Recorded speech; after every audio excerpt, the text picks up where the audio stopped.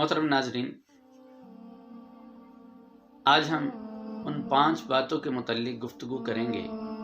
جن کے اندر جلد بازی، جلدی کرنا شریعت کا تقاضا اور شریعت کا مطالبہ ہے۔ ویسے تو حدیث میں آتا ہے العنات من اللہ والعجلۃ من الشیطان، کہ بردباری اللہ کی طرف سے ہے اور جلد بازی شیطان کی طرف سے ہے۔ عموماً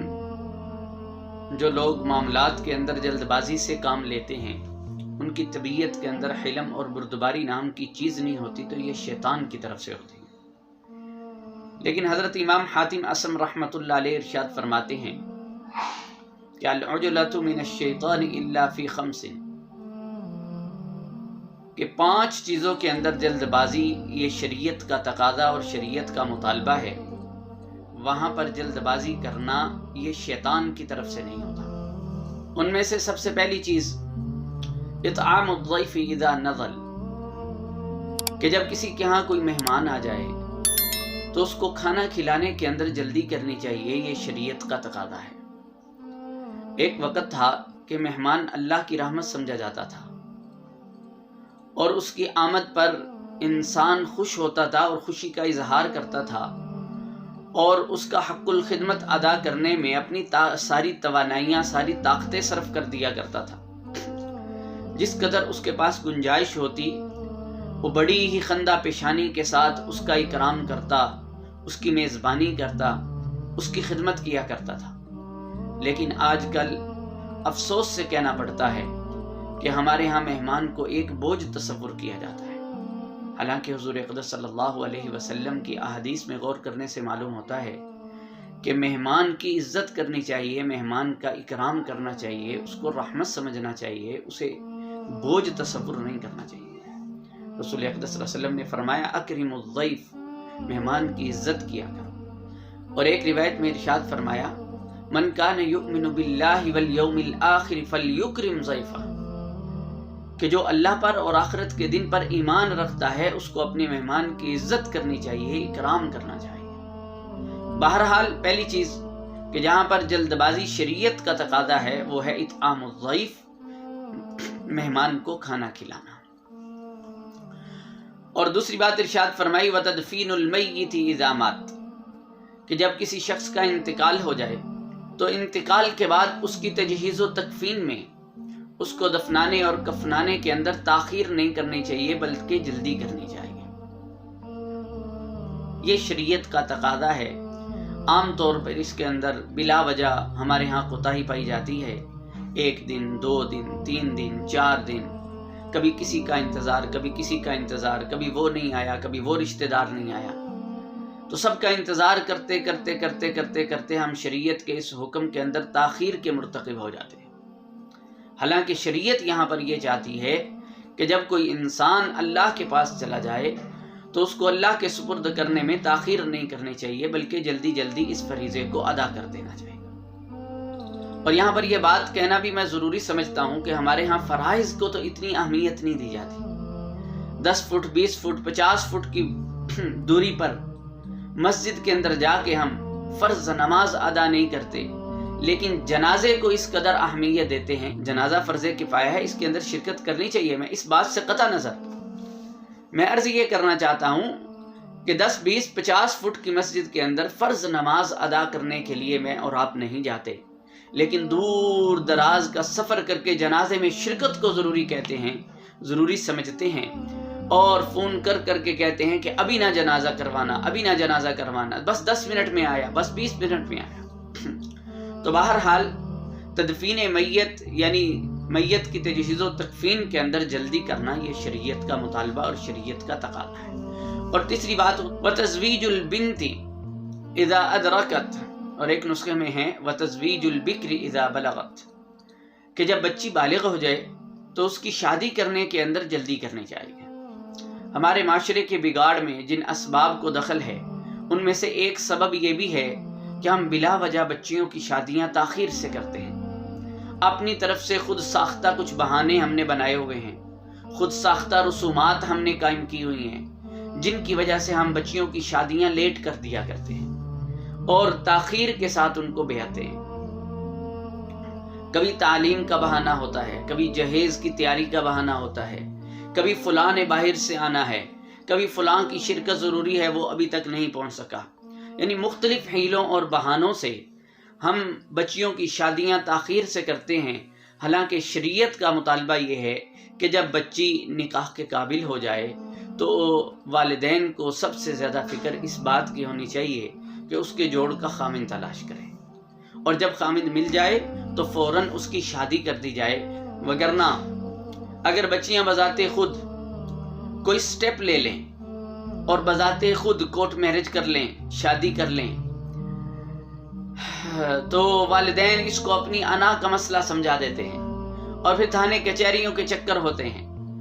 اور ہمارے معاشرے کے اندر ایسی مثالیں بھی موجود ہیں کہ غیرت کا نام لے کر پھر لوگ اپنی بچیوں کو اپنے ہاتھوں سے ذبح کر دیا کرتے ہیں۔ تو ان تمام قسم کی خرابیوں سے بچنے کا ایک حل جو شریعت بتا رہی ہے کہ بچی کی شادی جلدی کر دی جائے، اگر اس پر ہم عمل کریں گے تو ان تمام قسم کی خرابیوں سے میں اور آپ بچ جائیں گے۔ اور شادی کس قدر سادگی کے ساتھ ہونی چاہیے یہ روایات سے معلوم ہوتا ہے۔ ایک روایت میں رسول پاک صلی اللہ علیہ وسلم نے ارشاد فرمایا ان البذاذۃ من الایمان، سادگی ایمان کا حصہ ہے۔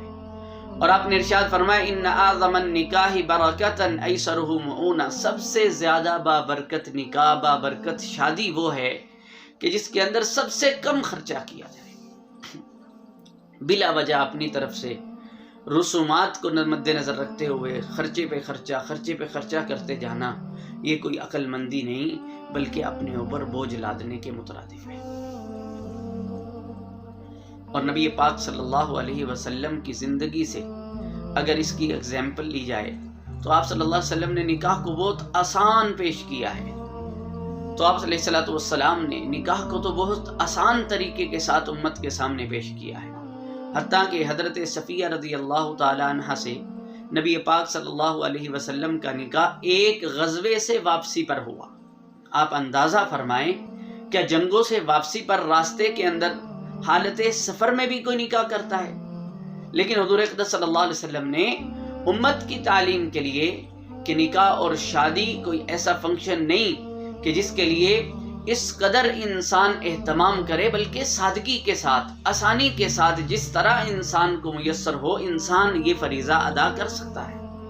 تو بہرحال شریعت کا یہ تقاضا ہے کہ بچی کی شادی میں جلدی کرنی چاہیے۔ اور چوتھی چیز، حضرت امام حاتم اصم رحمۃ اللہ علیہ فرماتے ہیں وَقَضَاءُ الدَّيْنِ إِذَا وَجَبَتْ، کہ جب انسان کے اوپر واجب شدہ قرض کی ادائیگی کا وقت آ جائے تو انسان کو ادائیگی یہ قرض میں تاخیر نہیں کرنی چاہیے، بلکہ جلدی جلدی اپنے ذمے سے اس قرض کو اتار دینا چاہیے۔ لیکن ہمارے ہاں یوں ہوتا ہے کہ قرض لیا جاتا ہے اور دینے کا نام و نشان ہی نہیں ہوتا، اور جب لینے والا بیچارہ آتا ہے تو اس کی لکیریں نکلوا کے اسے قرض دیا جاتا ہے، اس کو طرح طرح سے پریشان کیا جاتا ہے، چکر لگوائے جاتے ہیں، ٹال مٹول سے کام لیا جاتا ہے۔ یہ بہت ہی بری بات ہے اور گناہ کی بات ہے،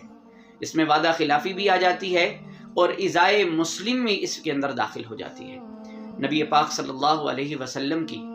احادیث میں غور کرنے سے معلوم ہوتا ہے قرض لینا کوئی بری بات نہیں، لیکن قرض لے کر قرض خواہ کو تنگ کرنا یہ بہت بری بات ہے۔ خود حضور اقدس صلی اللہ علیہ وسلم جب دنیا سے تشریف لے جا رہے تھے تو آپ صلی اللہ علیہ وسلم مقروض تھے، آپ صلی اللہ علیہ وسلم نے قرض لیا تھا، لیکن نبی پاک صلی اللہ علیہ وسلم نے قرض کی ادائیگی میں کبھی قرض خواہ کو تنگ نہیں کیا۔ اور ایک روایت میں تو حضور اقدس صلی اللہ علیہ وسلم نے یہاں تک ارشاد فرمایا کہ کوئی آدمی قرض لیتا ہے اور اس کی نیت یہ ہوتی ہے کہ میں اس کا قرض ادا کروں گا، تو اللہ تعالیٰ اس کے لیے قرض کی ادائیگی کے اسباب پیدا کر دیتے ہیں، اس کی مدد فرماتے ہیں۔ اور اگر کوئی شخص اس نیت سے قرض لیتا ہے کہ دینے کی نیت نہیں ہوتی تو اللہ تعالیٰ اس کا مال تلف کر دیتے ہیں، وہ ذلیل ہو جاتا ہے، رسوا ہو جاتا ہے۔ اور ایک روایت میں آتا ہے کہ رسول اقدس صلی اللہ علیہ وسلم کے سامنے ایک مقروض کا جنازہ لایا گیا، آپ علیہ الصلوۃ والسلام نے اس کا جنازہ پڑھانے سے انکار کر دیا۔ پھر جب حاضرین مجلس میں سے کسی نے قرض اپنے ذمے لیا تو نبی پاک صلی اللہ علیہ وسلم نے اس کا جنازہ پڑھایا۔ اسی وجہ سے ہمارے ہاں بھی جنازے پر یہ اعلان کیا جاتا ہے کہ اگر اس کا میت کا کسی کے ساتھ لین دین ہو، میت سے کسی نے پیسے لینے ہوں، میت کے ذمہ کسی کے پیسے واجب ہوں، تو وہ ان کے ورثاء سے فلاں ابن فلاں سے رابطہ کر سکتا ہے اور ان سے اپنے پیسوں کا لین دین کر سکتا ہے۔ تو میرے محترم دوستو، قرض کی ادائیگی بہرحال یہ بڑی اہمیت رکھتی ہے اور اس کے اندر تاخیر انسان کو نہیں کرنی چاہیے۔ اور آخری بات جو حضرت امام حاتم اصم رحمۃ اللہ علیہ نے ارشاد فرمائی کہ جہاں پر شریعت کا تقاضا اور مطالبہ یہ ہے کہ جلدی کرنی چاہیے، انسان کو تاخیر نہیں کرنی چاہیے، اور وہاں پر جلد بازی یہ شیطان کی طرف سے نہیں بلکہ رحمان کو مطلوب ہے، وہ ہے التوبۃ من الذنب اذا اذنب، کہ جب انسان سے کوئی گناہ ہو جائے، انسان سے اللہ رسول کے حکم کی پامالی ہو جائے اور اللہ رسول کے حکم کی حکم عدولی ہو جائے، تو انسان کو توبہ کرنے کے اندر جلدی کرنی چاہیے، توبہ کے اندر تاخیر نہیں کرنی چاہیے کہ کس وقت اجل آ جائے اور انسان لبیک کہتے ہوئے اللہ کے سپرد ہو جائے۔ لہذا جب بھی کوئی گناہ ہو جائے، جب بھی کوئی گناہ ہو جانا کوئی بڑی بات نہیں ہے، انسان سے گناہ کا سرزد ہو جانا یہ کوئی بڑی بات نہیں ہے، انسان خطا کا پتلا ہے، حتیٰ کہ حضور نے فرمایا کل بنی آدم خطاء، ساری کی ساری اولاد آدم خطا کار ہے، وخیر الخطائین التوابون، ہاں ان میں سے بہترین سب سے عمدہ لوگ وہ ہیں جو توبہ کے بعد، جو گناہ کے بعد اللہ رب العالمین کی طرف رجوع کرتے ہیں، استغفار کرتے ہیں۔ اور صحابہ کی بھی یہ صفت اللہ تعالیٰ نے قرآن پاک کے اندر جا بجا ارشاد فرمائی ہے، والذین اذا فعلوا فاحشۃ او ظلموا انفسهم ذکروا اللہ فاستغفروا لذنوبہم ومن یغفر الذنوب الا اللہ، کہ صحابہ کی یہ صفت تھی کہ اگر ان سے کوئی غلطی ہو جاتی، کوئی کوتاہی ہو جاتی جو بظاہر ان کے حق میں گناہ تو نہ ہوتا تھا لیکن وہ اس کو گناہ سمجھتے تھے، تو وہ فوراً اللہ کی طرف متوجہ ہوتے اور اللہ سے استغفار کیا کرتے تھے اور اللہ سے بخشش طلب کیا کرتے تھے۔ اللہ کے ماں سوا کون بخشش کرنے والا ہے؟ خود نبی پاک صلی اللہ علیہ وسلم کے بارے میں آتا ہے کہ آپ ایک ایک مجلس کے اندر 70 بار استغفار کر لیا کرتے تھے، 70 بار